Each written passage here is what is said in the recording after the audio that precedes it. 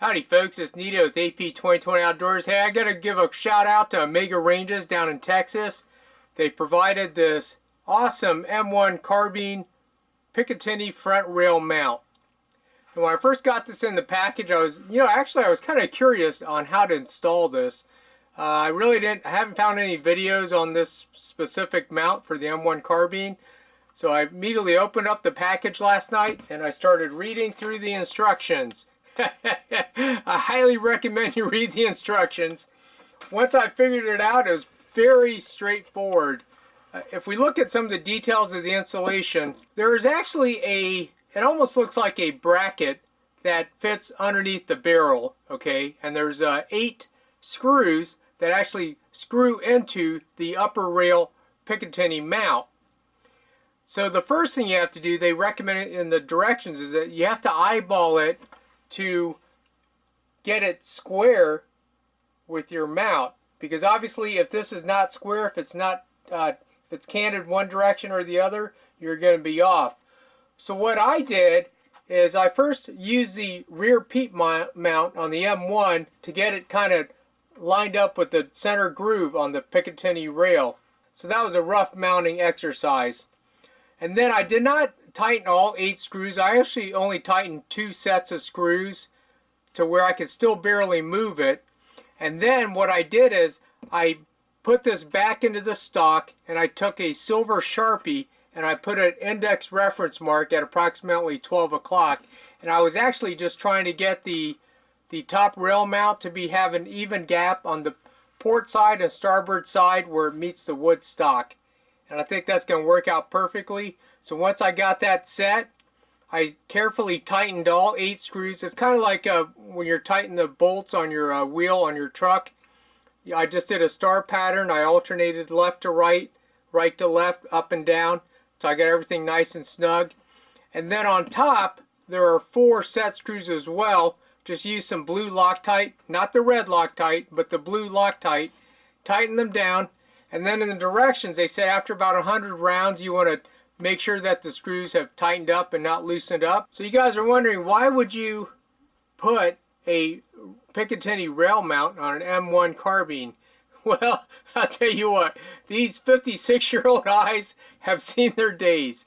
I actually have seen their better days. And I actually have progressive lenses, and I have such a hard time focusing on the front sight and my target because my vision is corrected on several planes. Thus, I mounted a Swamp Fox. This is a 3 MOA red dot. We'll go ahead and do some accuracy testing today. Stay tuned. I'm really excited to see what this M1A1 Paratrooper from Inland Manufacturing does. This is the accuracy test. I'm going to start in the top left hand with the Lehigh Defense 85 grain extreme cavitators. Directly below that on the left side would be Underwood ammo with the same 85 grain extreme cavitators. The top right hand corner will be the MagTech 110 grain full metal jacket, and below that the 110 grain Remington full metal jackets. Alright, let me get the phone scope turned on behind us.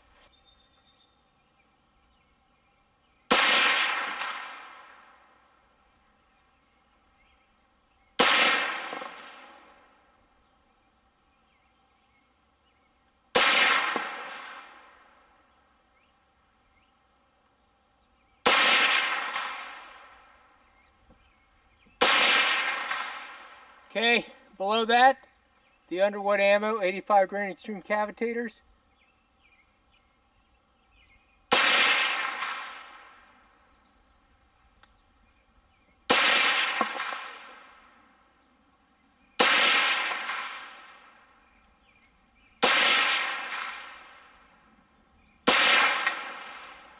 Okay, continue with the MagTech. 110 grain full metal jacket, top right hand corner.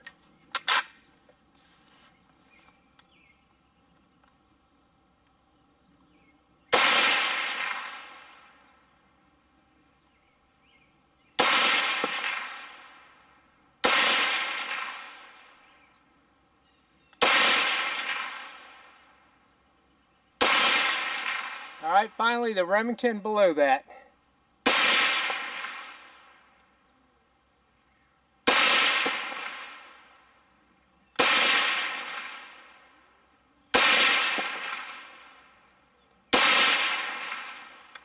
There.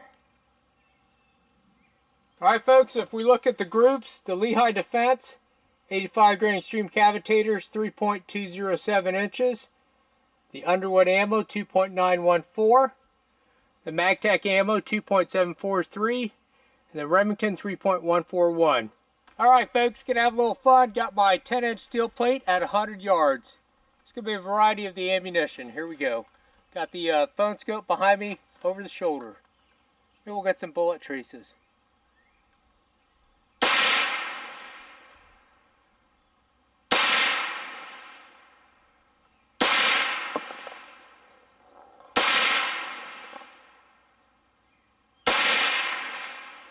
Nice. Let's switch out to the Remington and MagTech ammo. That was the Underwood and Lehigh Defense. Alright.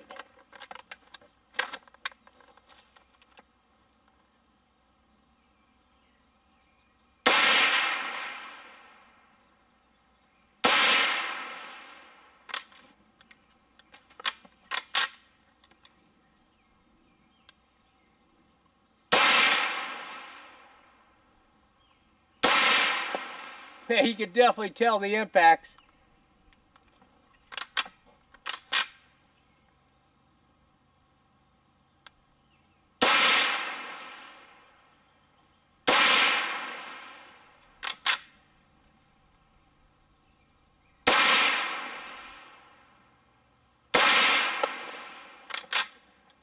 Might have a feeding issue with this magazine.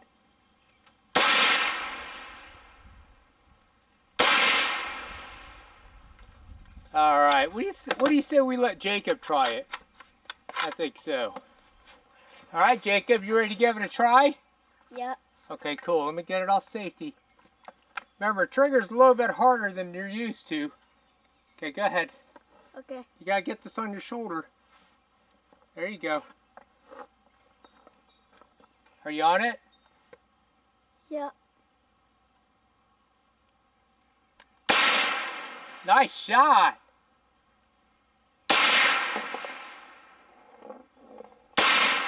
Hit! Nice shot! Nice shot! Slow down. Okay.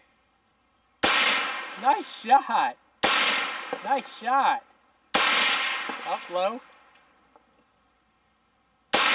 Nice shot! What do you think? Fun. Nice shot. Oh, no more bullets. What'd you think? That's fun. Alright. Alright folks, this Nito And Jacob. with AP 2020 Outdoors. Tell you what, this Inland M1A Paratrooper M1 carbine's pretty fun rifle to shoot. Jacob, what'd you think about that? It was fun. What'd you say? I can't hear you. It was fun. Yes, it was. It's pretty easy to shoot. As you can see, my little 10-year-old does pretty well. The red dot, I think, definitely helps. For some of us that don't have the best vision, I'm sure Jacob still has 20/20 vision. But anyway, stay tuned. Next week, I'll be doing some Jello test.